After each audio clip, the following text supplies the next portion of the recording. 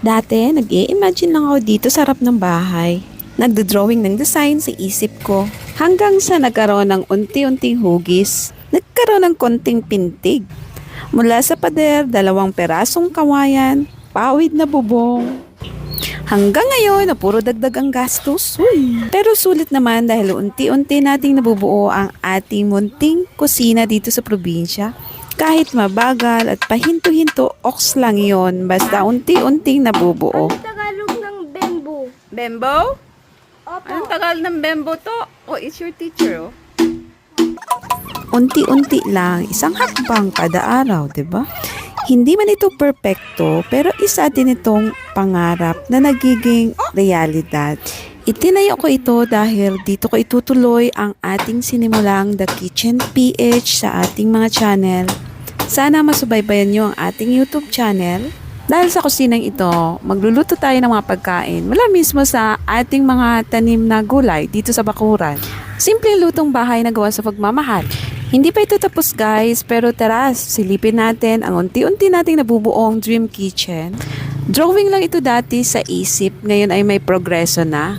Marami pa ditong aayusin, pero at least, konting hakbang na lang at pwede na nating simulan dito. Welcome sa ating bagong kusina!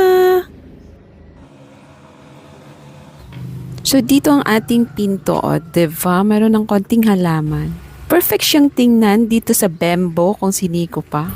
Actually guys, kukulayin ko pa ito ng medyo native ang atake. So itong ating lutuan, hindi tayo gagamit ng gas kasi mahal ang gas, diba? Kaya pangkahoy itong kala na ito at pinlagyan ko ito ng butas. Ayan, so para dito ang labasan ng usok. And then, pasok tayo dito sa ating entrance at wala pa itong flooring. So, may konting lababo na wala pa rin namang basin. Ayan, kailangan pa natin ng flooring at konting tambak ng lupa sa ilalim nito. Siyempre, dapat may lababo dahil kusina nga ito, diba? Katabi nito ang lutuan, May lagayin pa ng mga kahoy sa ilalim, bongga, diba?